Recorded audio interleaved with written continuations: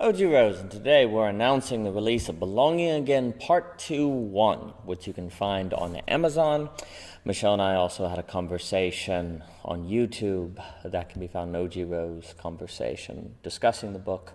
And there was also a conversation with Cadell Last on Philosophy Portal's YouTube page that I highly suggest. We're thrilled to have the book out. This is the beginning of the address.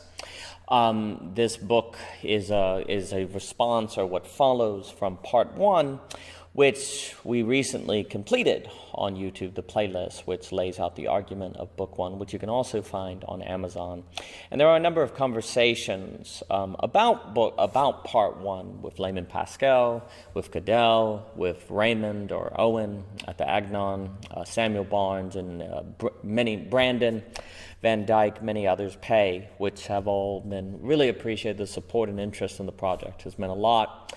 And there's also a tremendous discussion between Thomas Jockin, Sam Willem, and Emilio about the book. I would definitely say that if you just want to check out that playlist or listen to a few of those conversations, that's more than enough, I think, or to get kind of the framework or the main ideas for part 2. So I don't think you have to necessarily go by part 1, although that's always appreciated, but you can kind of go into part 2. Now, if you really want to get the nuance between, say, the difference between extending trust or giving trust as simply the assumed conditions of social relation versus something that has to be earned, and the problems of that power dynamic, what is meant by the trance of believability, referencing James Wood, that has been lost today, the legitimization crisis of our lives. What is metamentality? The difference between a mass and a mob. There are certain distinctions and details that part 1 goes into that won't necessarily be captured unless you read the text. But the general idea of we exist in a sociological condition now where we no longer have givens, everything is released, we are free as individuals to do what we like, and this is existentially overwhelming us and making us return to strong men or nihilism, bad nihilism, and so on and so forth. That is basically what the book wants to argue, and it's going to set up possible responses to that problem that the 20th century has attempted that have not worked, that have failed. The book will talk about things like cosmopolitan or the college system, or say tolerance versus humility, following the great A.J. Conyers on Listening Heart. And the book ultimately comes down after discussing the value circle, which alludes to the great Samuel Barnes' work with missing axioms, and then it also will talk about the conflict of society, which is a social version of the conflict of mind. That is the first book of the Truism and the Rational trilogy. After discussing all of those, it's going to talk about the need to think or to consider the Deleuzian individual, the absolute knower, the Nietzschean child, and even also discusses Christ in the context of the Grand Inquisitor in the great Dostoevsky's work. And that's where part 1 kind of leaves us, with those, considering those categories. And this is why part 2.1 begins with coming to terms with childhood. And so part 2 will begin where part 1 leaves us, which part 1 left us with acknowledging that whatever the address would be, that was not just falling into a problematic pathological response to our sociological condition, represented by, say, Dugan, transhumanism, Japan, or something like the Amish. If we're not looking for those options, but instead for a new address, then it's going to have something to do with coming to terms with childhood and spreading the conditions of possibility for childhood. And so that's where 2.1 picks up. Chapter 1 is called How Does Anyone Leave Plato's Cave? And it's going to note that in the original translation, the prisoner is dragged out, and so there's a exploration into the implications of that. There's a section. So I will, in this introduction, read off some of the chapter titles or the sections of the chapters. So in chapter 1, How Does Anyone Leave Plato's Cave? We're going to compare translations of the allegory. Then we're going to think Plato and Nietzsche together in the issue of beastocentrism, which I think is a way to think of the core of Nietzsche's project, which is elaborated on in Abyssal Arrows, the anthology on Thus Spoke Zarathustra, inspired by Thus Spoke Zarathustra, which can be found at Philosophy Portal, and I highly suggest Next, we're going to consider how do we assure everyone is persuadable without totalitarianism, which is inspired by a fascinating introductory episode right at the beginning of the Republic by Plato, as brought to my attention by Justin Murphy. The next section will be how does anyone come to understand that it really matters to understand what really matters, because I think all of these are tied together, and that's inspired by a voicecraft section, and that's also particularly a phrase that Josh Fields brought up. Chapter 2 is called Neurodiversity, Simone Weil, and Nash Equilibria. This is highly indebted to the work of Lorenzo, my dear friend Lorenzo, who does a lot on questions of collective intelligence, neurodiversity, Nash Equilibria game theory, and he has an incredible TED Talk I highly suggest. He's a dear friend. So section 1 is called Lorenzo and Neurotypically Stuck at Rational Impasses, and we had an O.G. Rose conversation about that. I believe it's number 10.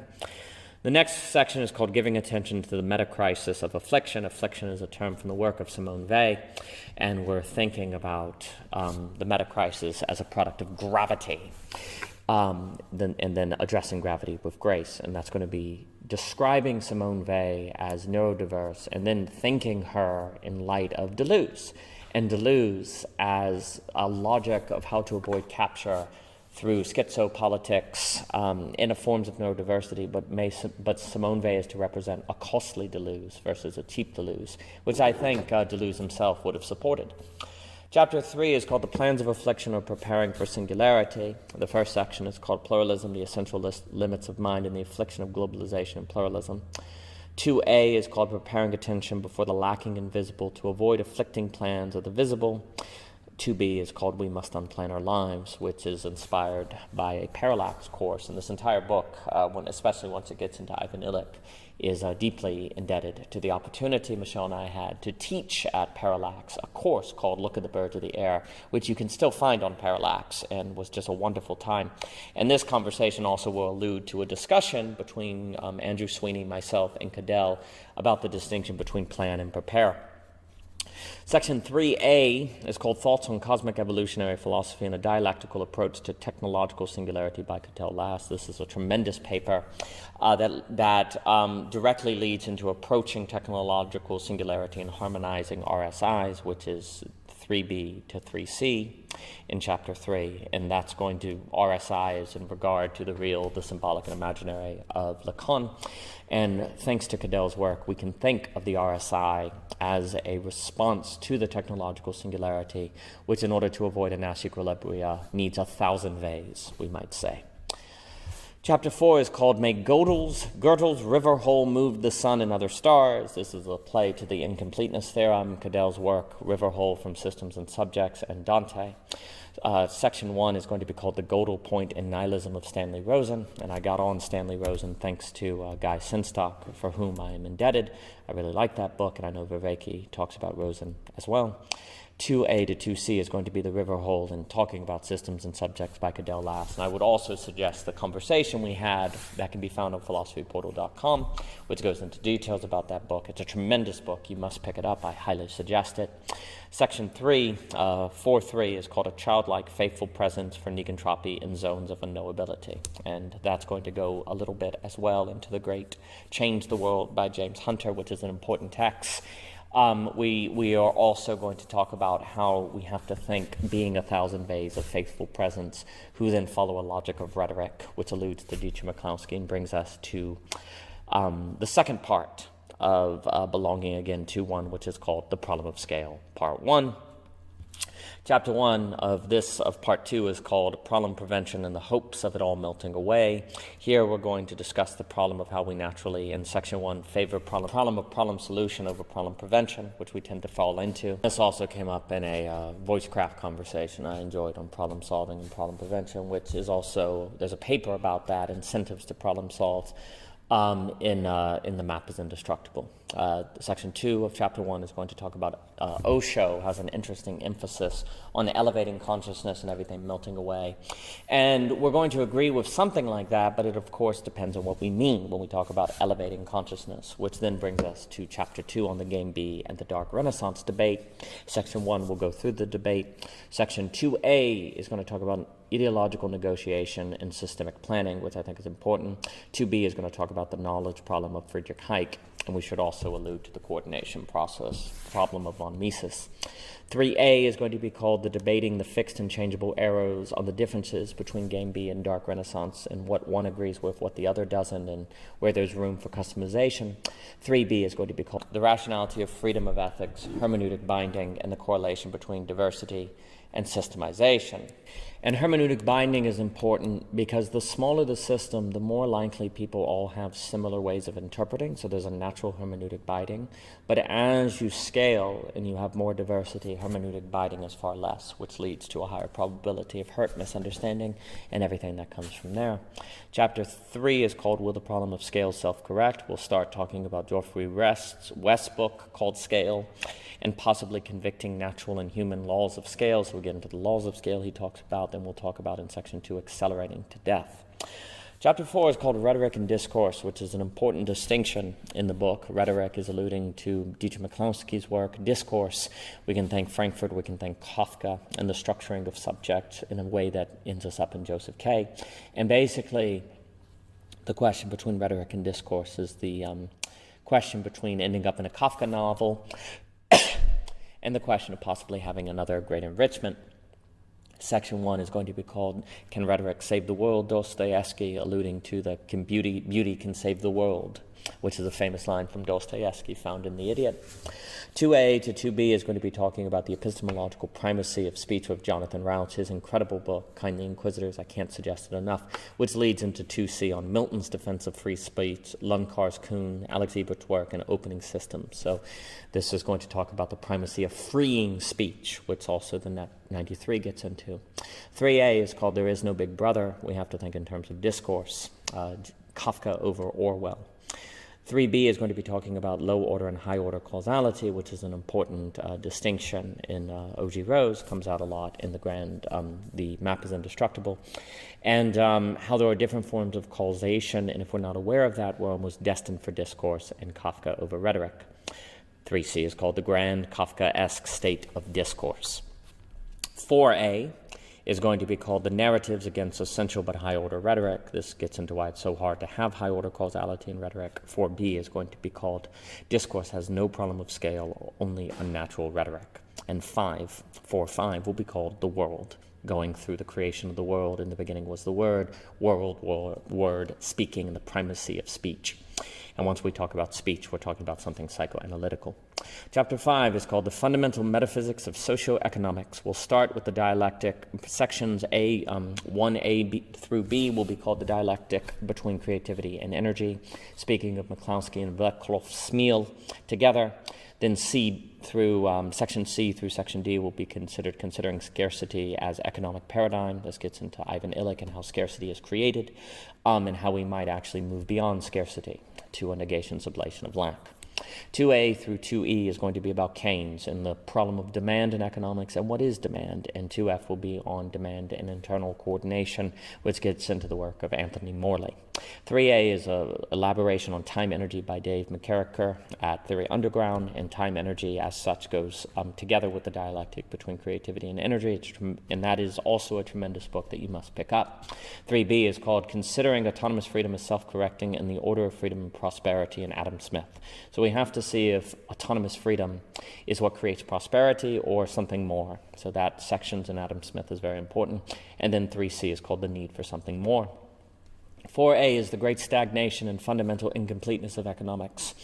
The great stagnation is a notion found in Keynes, Tyler Cohn, Peter Thiel, and it seems to be where economics, capitalism moves into slow growth. Why is that? What might we do about that? 4b is called the anti-fragility, reflexivity, speculation, hiding, and this time is different. Nassim Taleb, Soros, the book that is about economics, always saying this time is different. It's a great book. 4c is about Ivan Illich, Herbert Marcuse, and more on economic incompleteness. 4d is about the tools of conviviality and useful unemployment. 4e is about disabling phenomenology and the scarcity of disablement. 4f is about shadows of former selves and the skill crisis. 4g is about disablement, boredom by Patricia Spax, a tremendous book, and developed peace. 4h is about a disabled world to address themos before scarcity is lack, and that will talk and be inspired a lot by conversation I had with Owen on the question of thymos. And a lot of this is dealing with Ivan Illich as resources to think why capitalism tends to fall into auto-cannibalism. Chapter 4 is called The End of True History, with end in parentheses. Section 1A is called A New Core. It's going to talk about a phenomenological method, going through the work of Flannery O'Connor quite a bit. 1B is called The End of True History and Absolute Choice, which is going to get into Mikey's work on Nick Land and how AI functions as a causer to force us to make an absolute choice in regard to the subjectivity of the human being. And that is deeply indebted to Alex and Andrew's work on story, which you can learn about at the Meaning Code. That's tremendous, and I always enjoy speaking with those fine gentlemen.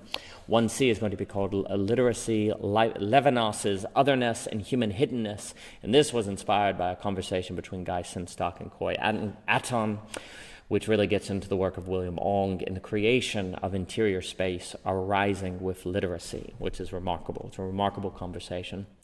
2A through 2C is on forgiveness and the problem of forgiveness, which if we do not think, we have basically no possibility of absolute history and a new sociological address. 2D will talk about The Reason to Be Angry Forever by Agnes Callard, and 2E through 2F is going to be about the book The Sunflower by Simon, where a Jew is asked by a Nazi for forgiveness, and it goes into all the tensions of the problem of forgiveness. So those sections are very important, which then ultimately leads to the question of forgiveness as found in the phenomenology of spirit, in the spirit chapter, in the question of the possibility of religion, which then leads to 3A on the value and spirit of a friendly child's religion. 3B then is going to be about capital, the pleasure principle, decomposition, and friendship, which is going to be talking about how capital works in the pleasure principle into a logic of compression and reductionism that helps us deal with difference and is tempting to give into as opposed to learn to function on the dimension of religion. 3C then gets into Karatani, Modes of Exchange, and Iona, because the Structures of World History becomes an incredibly important book for belonging again 2.2. Then we will talk about 3D, A Global Revolution of Lack and Regulatory Perpetual Peace, which Karatani talks about in light of Kant and peace and avoiding World War III.